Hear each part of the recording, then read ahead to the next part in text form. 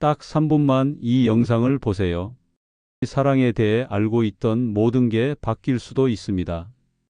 1970년대 방직 공장에서 일하던 가난한 시골 처녀가 어떻게 그 동네 최고 부잣집 대학 졸업 장남과 결혼할 수 있었을까요? 더 놀라운 건 그 남자가 카투사 출신의 영어까지 유창했다는 겁니다. 신부 될 여자는 중학교도 제대로 못 나온 공장 여공이었어요. 신랑 될 남자는 공장 관리자였죠. 신분의 차이가 하늘과 땅만큼 달랐는데 도대체 어떤 일이 벌어진 걸까요? 더 충격적인 건 이겁니다. 시아버지는 그 동네 최고 유지였고 처남 하나는 높은 계급의 군 장교, 또 다른 처남은 은행원이었어요. 이런 집안이 왜 가난한 공장 여공을 며느리로 받아들였을까요? 이 영상을 끝까지 보시면 세 가지를 얻게 됩니다. 첫째, 진짜 사랑이 무엇인지 알게 됩니다. 둘째, 어떤 남자가 평생 믿을 만한 남자인지 구별법을 배우게 됩니다. 셋째, 신분 차이를 뛰어넘는 사랑의 힘이 정말 존재한다는 걸 깨닫게 됩니다. 제 이름은 이순자입니다. 지금은 68살이 되었지만 오늘 이야기는 제가 23살 때의 일이에요. 1970년대 초반 저는 경북 안동에서 서울로 올라온 시골 처녀였습니다. 집이 너무 가난해서 중학교 졸업하자마자 공장에 취직해야 했어요. 저희 집이 얼마나 가난했는지 아세요? 아버지는 농사 지으시는데 땅이 너무 적어서 1년 농사로는 식구들 먹여 살리기가 힘들었어요. 어머니는 남의 집 농사일을 도와주면서 품삯을 받으셨죠. 저는 6남매 중 막내딸이었어요. 위로 오빠 넷, 언니 하나가 있었는데 모두 어려서부터 일을 해야 했죠. 오빠들은 중학교만 나오고 서울로 올라가서 공장에서 일했고 언니는 시집을 일찍 갔어요. 저도 중학교 졸업하고 서울로 올라왔어요. 처음엔 정말 무서웠죠. 시골에서만 살다가 서울 구로공단에 오니까 모든 게 다 낯설었거든요. 제가 취직한 곳은 대한방직이라는 회사였어요. 12시간씩 일했는데 새벽 6시부터 저녁 6시까지였죠. 토요일도 오전까지 일했으니까 정말 하루 종일 기계 앞에서 보냈어요. 월급은 얼마나 받았는지 아세요? 한 달에 2만 원이었어요. 그것도 잔업비까지 포함해서 말이죠. 그 돈으로 자취방 월세 5천 원 내고 밥값 내고 집에도 용돈 보내야 했으니까 정말 빠듯했어요. 저는 주로 실 뽑는 기계를 담당했어요. 하루 종일 서서 실이 끊어지지 않게 지켜보고 끊어지면 바로 이어야 했죠. 손가락이 자주 베이기도 했고 먼지 때문에 기침도 많이 했어요. 그런데 그 공장에서 제 인생을 바꿀 사람을 만나게 될 줄은 꿈에도 몰랐죠. 공장에는 생산직 직원들과 사무직 직원들이 따로 있었어요. 저희 같은 생산직은 작업복을 입고 공장 바닥에서 일했고 사무직은 깨끗한 사무실에서 일했죠. 관리자들은 더 높은 곳에 있었어요. 저희와는 완전히 다른 세상 사람들 같았죠. 그 사람을 처음 본 건 1972년 4월 어느 화요일 아침이었어요. 지금도 정확히 기억나거든요. 그날 아침 출근하는데 공장 입구에서 새로운 관리자가 인사하고 있더라고요. 키가 크고 양복을 말끔히 차려입은 멋있는 남자였어요. 제가 그때까지 본 남자들과는 뭔가 달랐어요. 표정도 부드럽고 직원들한테 인사받을 때도 고개를 살짝 숙이면서 웃어주더라고요. 그 사람이 바로 김정호 과장이었어요. 서울대학교를 나오고 카투사로 군대를 다녀와서 영어를 정말 잘했다고 하더라고요. 처음에는 그냥 새로운 관리자구나 정도로만 생각했어요. 저희 같은 생산직하고는 상관없는 사람이라고 여겼죠. 그런데 며칠 후에 놀라운 일이 벌어졌어요. 제가 기계 고장으로 실을 잘못 감아서 혼나고 있었는데 그 과장님이 지나가시다가 제 상황을 보신 거예요. 저를 크게 혼내고 있었거든요. 이런 것도 제대로 못해 몇 번을 가르쳐 줘야 해 하면서 소리를 지르고 있었어요. 그때 김정호 과장님이 조용히 다가오셔서 말씀하시더라고요. 무슨 문제가 있나요? 반장이 부랴부랴 설명하니까 과장님이 직접 기계를 보시더라고요. 그리고는 말씀하시는 거예요. 이건 기계 문제네요. 직원 잘못이 아니라요. 그 순간 정말 고마웠어요. 그동안 누구도 제 편을 들어준 적이 없었거든요. 항상 내가 잘못했다, 내가 부족하다 이런 소리만 들었는데 그날 이후로 김정호 과장님이 자주 저희 작업장으로 내려오셨어요. 다른 관리자들은 사무실에만 있었는데 이분은 직접 현장을 돌아보시더라고요. 어느 날은 제가 점심을 못 먹고 있었어요. 급여 날이 아직 안 되어서 돈이 떨어진 거였거든요. 그걸 보시고는 조용히 제 옆에 와서 물어보시더라고요. 점심 안 드세요? 아, 배가 안 고파서요. 거짓말을 했는데 속으로는 부끄러웠죠. 그런데 30분 후에 누군가 제 자리로 빵하고 우유를 가져다 주더라고요. 누가 시킨 건지는 말 안 하더라고요. 하지만 저는 알았어요. 김정호 과장님이 시킨 거라는 걸. 그런 일들이 몇 번 더 있었어요. 제가 몸이 아픈 날에는 약을 몰래 가져다 주시기도 하고, 잔업이 너무 많을 때는 오늘은 일찍 들어가세요 하고 배려해 주시기도 하고요. 다른 직원들이 그런 걸 알면 안 되니까 항상 조용조용히 해 주셨어요. 본격적으로 말을 나누게 된 건 제가 공장에서 일한 지 6개월쯤 되었을 때였어요. 그날은 비가 정말 많이 왔어요. 퇴근 시간이 되었는데 우산이 없어서 비를 맞고 갈 수밖에 없었죠. 그때는 우산도 비싸서 함부로 살 수 없었거든요. 공장 앞에서 비를 피하면서 조금 그치기를 기다리고 있었는데 갑자기 제 옆에 누군가 서더라고요. 고개를 들어보니 김정호 과장님이었어요. 우산이 없으세요? 네. 곧 그칠 것 같아서요. 이 비는 밤늦게까지 올 것 같은데요. 어디까지 가세요? 구로동이요. 하고 대답했더니 저도 그쪽으로 가는 길인데 차로 데려다 드릴까요? 하시더라고요. 처음에는 정말 당황했어요. 관리자분이 저 같은 공장 여공을 차에 태워준다고 믿을 수가 없었죠. 아니에요, 괜찮습니다. 조금 있다가 그칠 거예요. 하고 사양했는데 감기라도 걸리시면 어떻게 해요? 그냥 태워드릴게요. 하고 우겨서 결국 차에 탔어요. 그분 차는 현대폰이었어요. 그때는 자동차가 정말 귀했거든요. 제가 차를 타본 건 그때가 처음이었어요. 차 안에서 여러 이야기를 나눴어요. 어디서 왔는지, 가족은 어떻게 되는지. 저는 솔직하게 다 얘기했어요. 시골에서 왔다는 것, 집이 가난하다는 것, 중학교만 나왔다는 것. 다른 사람들은 그런 얘기 들으면 좀 무시하는 표정을 짓곤 했는데 김정호 과장님은 정말 진지하게 들어주시더라고요. 고생이 많으셨네요. 혼자서 서울에 올라와서 일하기가 얼마나 힘들겠어요. 그렇게 말씀해 주시니까 눈물이 날 뻔했어요. 그날부터 종종 차를 태워 주셨어요. 비가 오는 날에만이 아니라 야근이 늦게 끝나는 날에도 위험하니까 태워다 드릴게요 하고 태워주셨죠. 그러면서 자연스럽게 더 많은 이야기를 나누게 되었어요. 김정호 과장님은 정말 교양이 있는 분이었어요.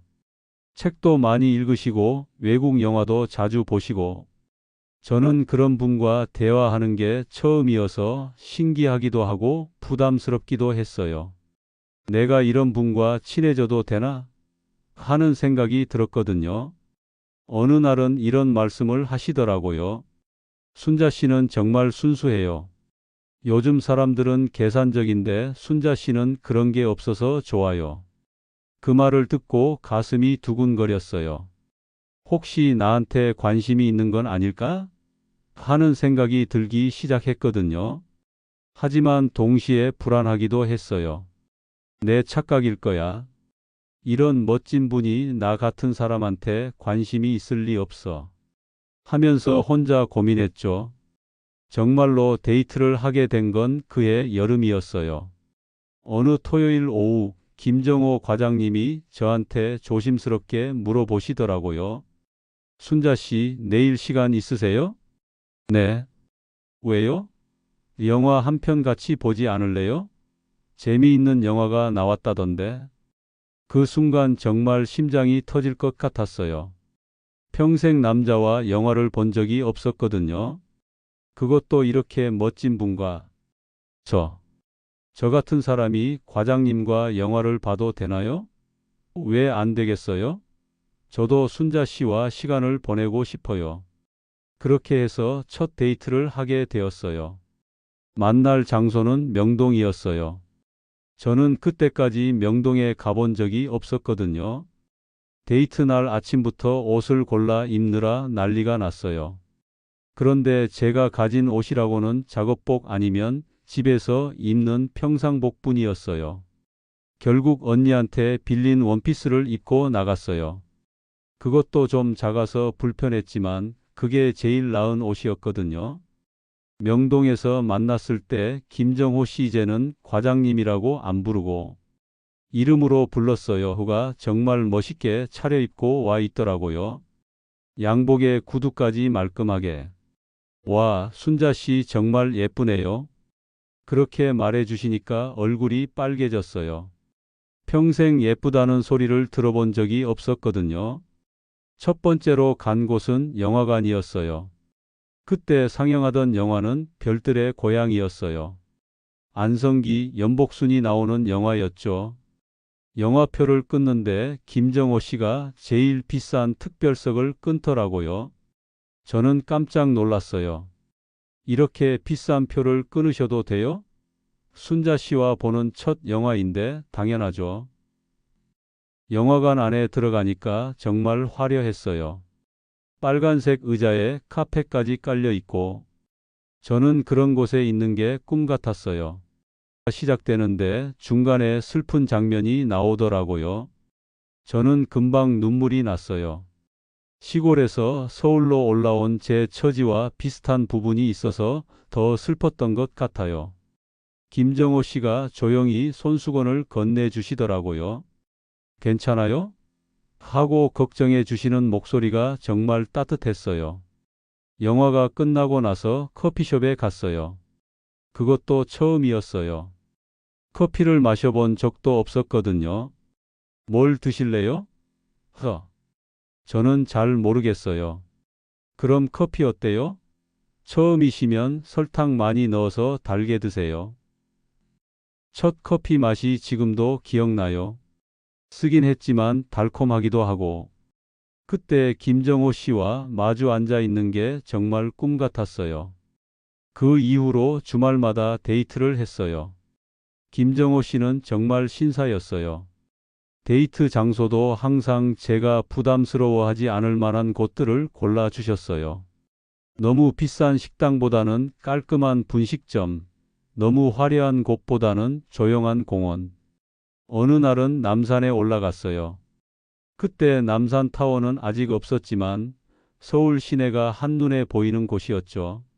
순자 씨, 저 아래 어디선가 순자 씨가 열심히 일하고 계시는구나 생각하면 힘이 나요. 그런 말을 해주시니까 정말 감동이었어요. 데이트할 때마다 김정호 씨는 저를 정말 소중하게 대해주셨어요. 문 열어주시고 의자 빼주시고 제가 피곤해하면 금방 알아채시고 그런데 무엇보다 좋았던 건 저를 무시하지 않으셨다는 거예요. 제가 아는 게 적다고 해서 바보 취급하지 않으시고 오히려 하나하나 친절하게 설명해 주셨어요. 어느 날은 이런 일도 있었어요. 길을 걷다가 갑자기 비가 오기 시작했어요. 우산이 없어서 처마 밑에서 피하고 있었는데 김정호 씨가 갑자기 자기 재킷을 벗어서 제 머리 위에 씌워 주시더라고요. 감기 걸리면 안 되죠. 하면서 그분은 비를 맞으면서도 저만 챙겨주셨어요. 그 모습을 보고 이 사람은 정말 나를 사랑하는구나 확신했어요. 하지만 동시에 불안하기도 했어요. 저희 신분 차이가 너무 컸거든요.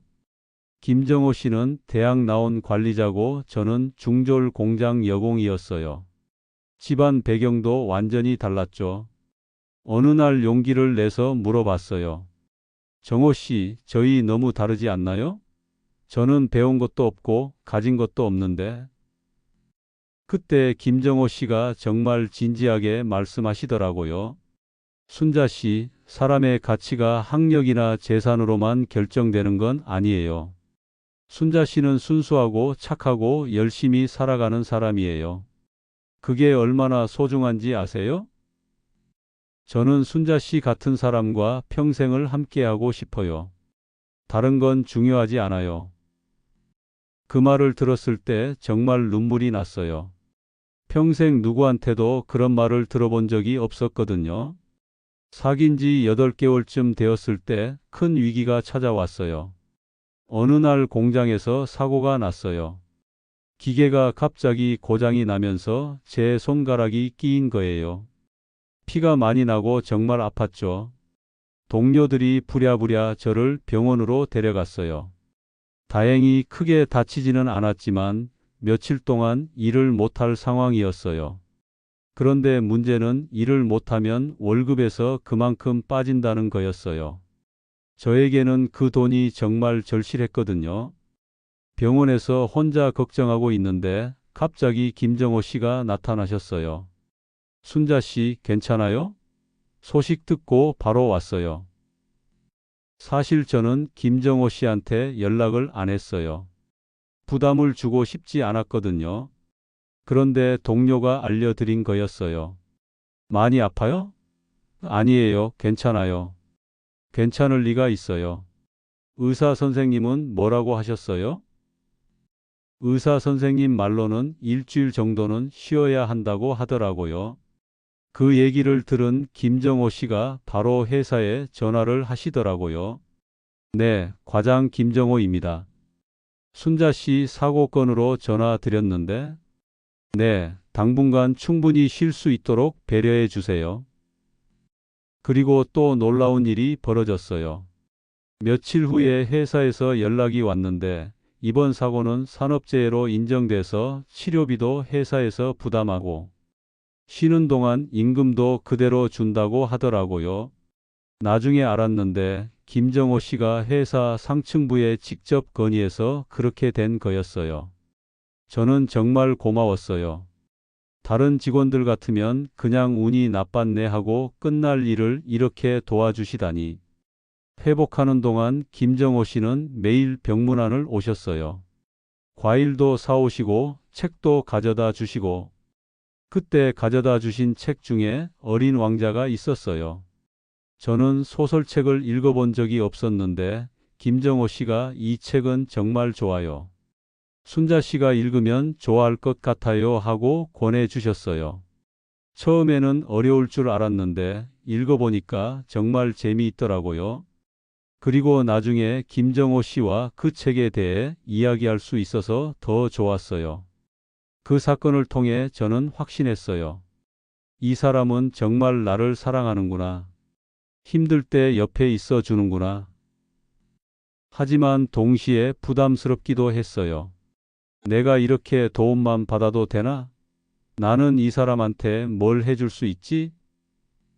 사귄 지 1년이 되어갈 무렵 김정호 씨가 진지한 이야기를 꺼내셨어요. 어느 일요일 오후 한강 둔치에서 산책을 하고 있었는데 갑자기 멈춰서시더라고요. 순자 씨, 저와 결혼해 주세요. 갑작스러운 프로포즈에 저는 정말 당황했어요. 정호 씨, 저 같은 사람이 정호 씨와 결혼해도 될까요? 저는 배운 것도 없고 가진 것도 없는데 그런 게 중요하지 않다고 했잖아요. 저는 순자 씨와 평생을 함께하고 싶어요. 순자 씨는 어떤가요? 물론 저도 김정호 씨를 사랑했어요. 하지만 현실적인 걱정이 많았죠. 정호 씨 집안에서 저를 받아주실까요? 저는 정말 평범한 공장 여공인데. 그때 김정호 씨가 제 손을 잡으시면서 말씀하시더라고요. 순자 씨, 솔직히 말씀드릴게요. 저희 집안은 좀 까다로워요. 특히 아버지께서는 문중을 중시하시고 며느리 조건도 까다롭게 보세요. 그 말을 듣고 가슴이 철렁했어요. 역시 안 되는구나 싶었죠. 하지만 김정호 씨는 계속 말씀하셨어요. 하지만 저는 포기할 생각이 없어요. 끝까지 설득해 볼 거예요. 순자 씨만큼 좋은 사람이 어디 있겠어요? 그리고 무엇보다 제가 순자 씨를 사랑하거든요. 그 누구도 우리 사이를 갈라놓을 수 없어요.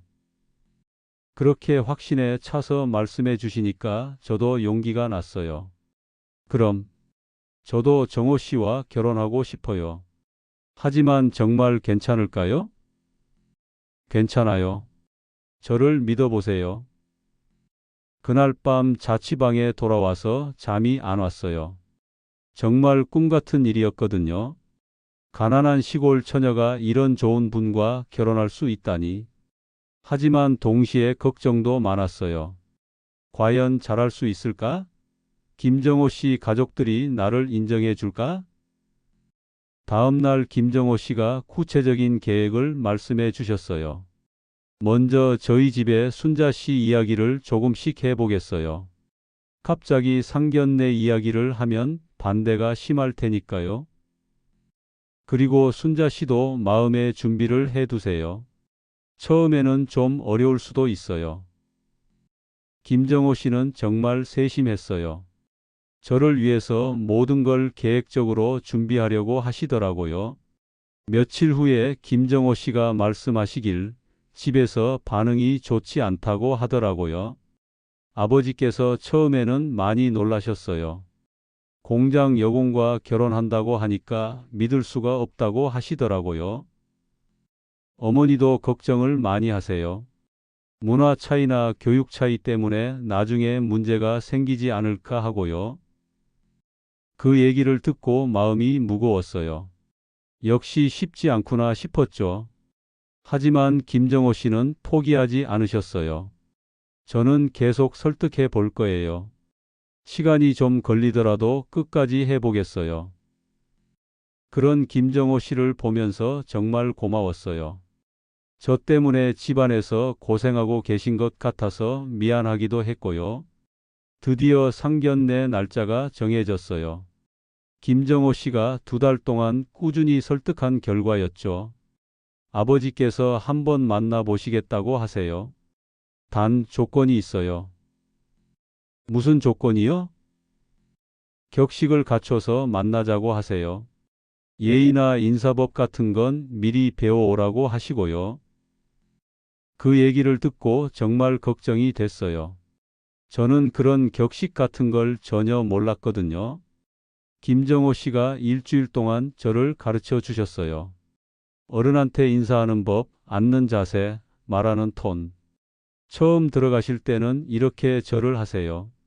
그리고 말씀하실 때는 높임말을 꼭 쓰시고요. 아버지 앞에서는 너무 많이 웃지 마세요. 진중해 보여야 해요. 주의사항들을 들으니까 더 긴장이 됐어요. 과연 잘할 수 있을까? 상견례 일주일 전부터는 옷 결정도 고민이었어요. 저는 변변한 옷이 없었거든요. 김정호 씨가 정장을 하나 맞춰 입으세요 라고 하시는데 그런 돈이 어디 있었겠어요? 결국 언니한테 빌린 정장을 입기로 했어요. 조금 작긴 했지만 그나마 제일 나은 옷이었거든요. 상견례 전날 밤에는 정말 잠이 안 왔어요. 계속 연습했던 인사말들을 중얼중얼 외우고 있었죠. 안녕하세요. 이순자입니다. 만나 뵙게 되어 영광입니다. 이런 말들을요. 김정호 씨는 전화로 격려해 주셨어요. 너무 긴장하지 마세요. 순자 씨의 착한 마음만 보여드리면 돼요. 순자 씨를 믿어요. 그 말이 조금 위로가 됐지만 여전히 불안했어요. 상견례 당일 아침 평소보다 2시간 일찍 일어나서 준비를 했어요. 머리도 미용실에서 새로 했고 화장도 평소보다 신경 써서 했죠. 거울을 보니까 평소와는 다른 제 모습이 보였어요. 그래도 괜찮아 보이나? 하면서 용기를 내봤죠. 만날 장소는 을지로에 있는 고급 한정식 집이었어요. 김정호 씨가 미리 예약해둔 곳이었죠. 식당 앞에서 김정호 씨와 만났을 때 그분도 많이 긴장한 것 같더라고요. 순자 씨, 괜찮아요? 네. 좀 떨리긴 하지만 괜찮아요. 저도 떨려요. 하지만 우리 함께 잘해봐요. 식당 안으로 들어가는데 정말 화려했어요. 저는 그런 곳에 와본 적이 없어서 더 위축됐죠. 김정호 씨 가족분들이 이미 와서 기다리고 계셨어요. 시아버지가 될 분은 정말 위험 있어 보이셨어요. 한복을 말끔히 차려입고 계시는데 표정이 엄격하더라고요. 시어머니가 될 분도 고급스러운 한복을 입고 계셨는데 저를 보는 눈빛이 좀 차가운 것 같았어요. 시동생 될 분들도 있었어요. 군 장교라고 하신 분은 정말 멋있게 생기셨고 은행원이라고 하신 분도 깔끔하게 차려입고 계셨어요.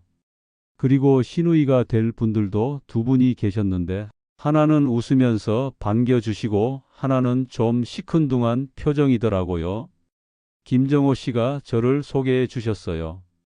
아버지, 어머니, 제가 말씀드린 이순자 씨입니다. 저는 떨리는 마음으로 배운 대로 인사를 했어요. 안녕하세요, 이순자입니다. 만나 뵙게 되어 영광입니다. 처음에는 분위기가 나쁘지 않았어요. 시아버지께서 앉으세요 하고 자리를 권해주시고 간단한 인사를 나누었죠. 집이 어디예요? 경북 안동입니다. 아, 안동이면 좋은 고장이네요. 집안은 어떻게 되세요? 그때부터 좀 어려워지기 시작했어요. 저는 솔직하게 대답할 수밖에 없었거든요. 아버지께서는 농사를 지으세요. 땅이 많지는 않고요. 형제는 6이고 제가 막내입니다. 시아버지 표정이 조금씩 굳어지더라고요. 학교는 어디까지 나왔나요? 중학교까지 나왔습니다. 그 순간 좀 어색한 침묵이 흘렀어요. 시어머니가 말씀하시더라고요. 지금은 뭘 하고 있어요? 방직 회사에서 일하고 있습니다. 방직 회사에서요? 어떤 일을? 생산직에서 실을 뽑는 일을 하고 있습니다. 그때 시누이 중 성격이 안 좋다던 분이 끼어들었어요. 아, 공장에서 일하시는구나. 그럼 야근도 많이 하시겠네요? 말투가 좀 비꼬는 것 같았어요. 하지만 저는 그냥 정직하게 대답했죠. 네, 바쁠 때는 야근을 하기도 해요. 손도 많이 거칠어지시겠어요. 실 만지는 일이면. 그 말에 저는 자연스럽게 제 손을 내려다 봤어요.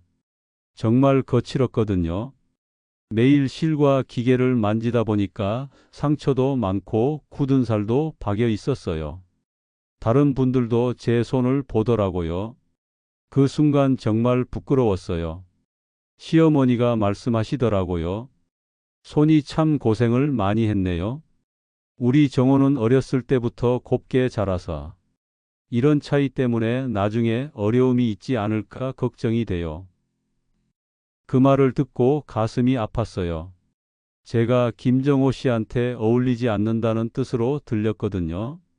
김정호 씨가 끼어들려고 했지만 시아버지가 더 직접적으로 말씀하시더라고요. 솔직히 말해서 우리 집안과는 좀 맞지 않는 것 같습니다. 문화도 다르고 교육 수준도 다르고 우리 정호는 대학도 나오고 영어도 잘하는데 이렇게 차이가 나면 나중에 문제가 생기지 않겠어요? 저는 할 말이 없었어요. 정말 그 말이 맞는 것 같았거든요. 그때 가장 성격이 안 좋다던 시누이가 결정타를 날렸어요. 아버지, 어머니 말씀이 맞아요. 오빠는 앞으로 더 높은 자리에 올라갈 텐데 이런 부인을 두면 사교 모임에서도 어색할 거예요. 다른 관리자 부인들은 다 대학 나오고 교양 있는 분들인데 솔직히 좀 그렇지 않아요? 그 말을 듣는 순간 정말 모욕감을 느꼈어요. 하지만 뭐라고 반박할 수도 없었어요. 사실이었으니까요. 김정호 씨가 화가 나서 말했어요. 누나, 그런 식으로 말하면 안 되죠. 순자 씨가 얼마나 좋은 분인데. 하지만 시아버지가 김정호 씨를 제지했어요. 정호야, 현실을 봐야지. 사랑만으로 되는 게 아니야. 결혼은 가문과 가문이 만나는 거라고. 그 순간 김정호 씨가 벌떡 일어나더라고요. 아버지, 그런 생각이 잘못된 거예요. 순자 씨는 정말 훌륭한 분이에요. 가난하다고 배우지 못했다고 해서 사람의 가치가 떨어지는 건 아니에요. 저는 순자 씨와 결혼할 거예요. 반대하셔도 제 결심은 변하지 않습니다. 그리고는 제 손을 잡고 일어나더라고요. 순자 씨, 우리 나가요. 이런 곳에 더 있을 필요 없어요. 김정호 씨가 저를 데리고 식당을 나서는데 뒤에서 시아버지가 화를 내시는 소리가 들렸어요. 야, 김정호, 내가 지금 뭘 하는 거야? 하지만 김정호 씨는 뒤돌아보지 않고 저를 데리고 나왔어요. 식당 밖에 나와서 김정호 씨가 제게 말했어요. 순자 씨, 죄송해요. 우리 가족들이 너무 했어요. 저는 눈물이 났어요. 분하기도 하고 고맙기도 하고 미안하기도 하고. 정호 씨, 어떻게 해요? 이제 정말 안 될 것 같아요. 괜찮아요. 저는 순자 씨와 결혼할 거예요. 가족들이 반대해도 상관없어요. 정말이에요? 정말이에요. 순자 씨만 저를 믿어주시면 돼요. 그날 이후로 김정호 씨는 정말 많은 어려움을 겪었어요. 집에서는 연락도 끊겠다고 위협했고 회사에서도 압력을 받았다고 하더라고요. 하지만 김정호 씨는 포기하지 않았어요. 저와의 만남을 계속 이어갔고 결국 6개월 후에 저와 결혼했어요. 물론 시댁에서는 끝까지 반대했지만 김정호 씨의 의지가 워낙 확고해서 결국 받아들일 수밖에 없었죠.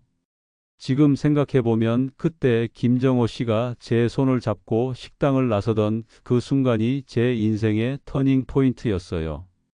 진짜 사랑이 무엇인지, 어떤 남자가 믿을 만한 남자인지를 그때 알았거든요. 여러분도 이런 사랑을 만나시길 바라요. 외모나 조건보다는 마음을 알아봐 주는 사람, 어려울 때 옆에 있어주는 사람 말이에요. 오늘 이야기가 도움이 되셨다면 구독 버튼 꼭 눌러주세요. 그리고 좋아요도 잊지 마시고요. 다음 편에서는 결혼 후 시댁에서 겪었던 일들, 그리고 어떻게 인정받게 되었는지에 대한 이야기를 들려드릴게요. 주변에 힘든 연애를 하고 계신 분들이나 신분 차이 때문에 고민인 분들이 계시다면 이 영상을 꼭 공유해 주세요. 작은 용기가 될 수 있을 거예요. 긴 시간 들어주셔서 고맙습니다. 다음 이야기에서 또 만나요.